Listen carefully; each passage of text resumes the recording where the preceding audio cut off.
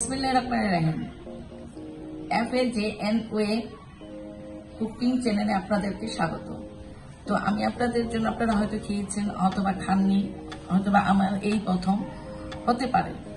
রান্না তো ঘুরে ফিরে একই রকম আসে। তো আমি আপনাদেরকে আমার আঙ্গিকে একটি রান্না আপনাদেরকে দেখাবো। মিষ্টি কুমড়া দিয়ে, কুচি মিষ্টি কুমড়া দিয়ে, একদম দেশি। এটা আমি অবশ্য কেটে দেখানোর জন্য আপনাদেরকে কেটেছি।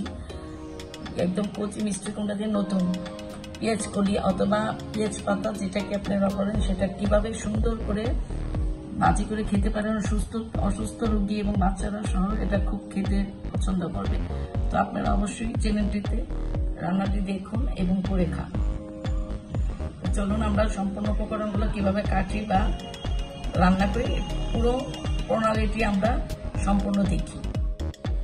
প্রিয় দর্শক, আমরা দেখতে পাচ্ছেন তো আমি এইভাবে কেটে নিয়েছি। আমি পেঁয়াজ পাতাগুলো বা পেঁয়াজ কলিগুলো আমি এইভাবে কেটে নিয়েছি। আমি যেহেতু এটা মিষ্টি কুমড়া ফুলকলি ভাজা হবে, এটা যে পেঁয়াজ, আমি একটা পেঁয়াজে বড় একটা পেঁয়াজ আপনারা দেখতে পেয়েছিলেন, পেঁয়াজের অর্ধেকটা নিয়েছি।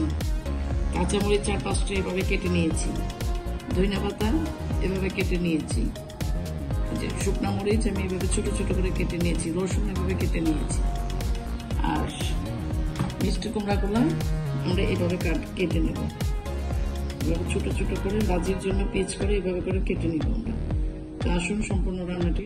দর্শক, এই রান্নাটা কিন্তু আপনার বিশেষ করে ছোট ছোট বাচ্চারা, বয়স্ক লোকেদের খুব ভালো লাগে। শীতের সিজনে এই ধরনের নতুন নতুন রান্নাগুলো কিন্তু খুব মজা লাগে, নতুন জিনিসপত্র বের হয়।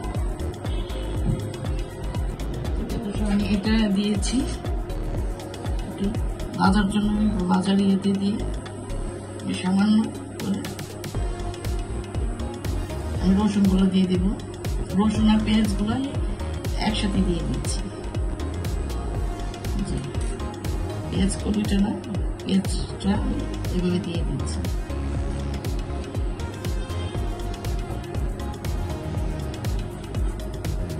সাথে আমি কাঁচামরিচ গুলা, শুকনো মরিচ গুলা দিয়ে দিলাম।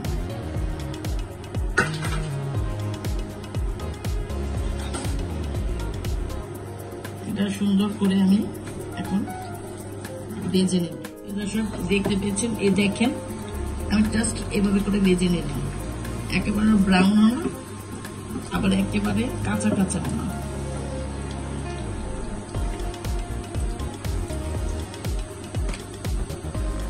আমি মিডিয়াম ভাবে এটা দিয়ে দিচ্ছি। হলুদ সামান্য পরিমাণে হলুদ দিয়ে দিচ্ছি। প্রিয় দর্শক, লবণ পরিমাণ মতো লবণ। আপনারা যদি ঝাল আর একটু বেশি খেতে চান তাহলে শুকনো মরিচের গুঁড়া দিয়ে দিতে পারেন। সুন্দর করে এখন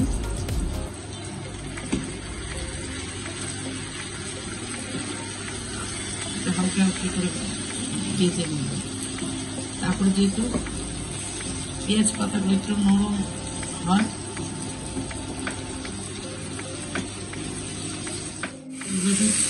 এইভাবে আমি হালকা দেখে লাল লাল একটু রয়েছে। এবার আমি ফুলকলিটা বা পেঁয়াজ পাতাটা দিয়ে দিচ্ছি।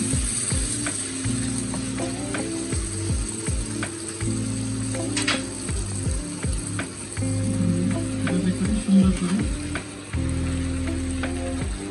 একদম ভাজা ভাজা সুন্দর করে, এটা খেতে খুব ভালো লাগে। একটু কাঁচা পেঁয়াজ খুব পছন্দ করে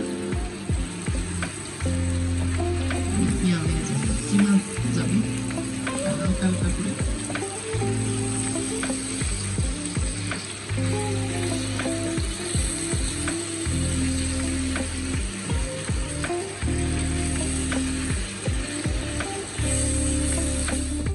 আচ্ছা, দেখেন আপনারা যে পেঁয়াজ পাতাগুলো কিভাবে মিশে যাচ্ছে, সুন্দর একটা কালার আসতেছে।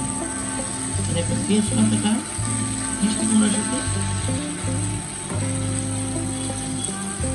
এটা রুটি কিংবা ভাত বা খিচুড়ি, বোনা খিচুড়ির সাথে খাওয়া যায়। বাচ্চারা না খেতে চাইলে বাচ্চাদের এভাবে করে একটু বানিয়ে দিবেন, দেখবেন বাচ্চারা কত মজা করে খেয়ে নেবেন। হালকা হালকা করে এটা একদম মিডিয়াম লোতে দিয়ে আপনারা গ্যাসের চুলায় যখন রান্না করবে তখন মিডিয়াম লোতে দিয়ে এটা আপনারা রান্না করবেন। আমি ভাজা করছি, তাই ভাজার ইয়ে দিয়ে নিচ্ছি। আমি ভাজা করতেছি, এর জন্য ভাজার ইয়াতে দিয়ে নিতেছি।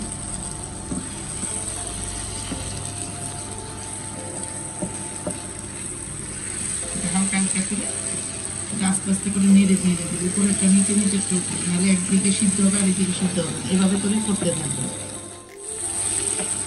এই যে আপনারা দেখতে পাচ্ছেন যে কতটুকু সুন্দর করেছি, কতটুকু সুন্দর। এটা সব যেন একই রকম ভাজা হয়, এই কারণে এভাবে উল্টায় দেওয়া হয়।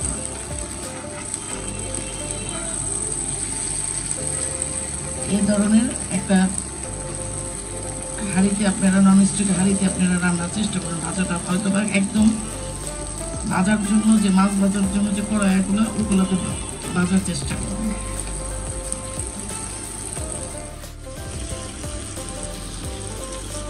সম্পূর্ণ ভাজা হয়ে গেছে। আমি আরেকটু ভাজবো, ধনিয়া পাতা দিয়ে। যেহেতু শীতের দিন, এভাবে আমি একটু ধনিয়া পাতা ছিটিয়ে দিচ্ছি। এই ভাজিটা আপনারা রুটি, লুচি এবং গরম গরম ভাত দিয়ে খেতে পারবেন।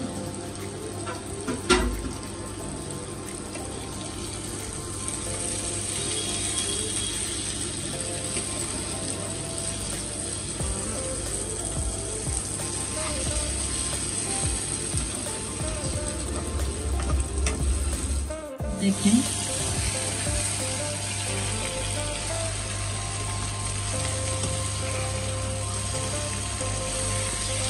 সুন্দর একটা রসুন, ধনিয়া পাতা, পেঁয়াজ, তেল, একটা অন্যরকম একটা ফ্লেভার আসতেছে। খুবই ভালো লাগে এই ভাজিটা।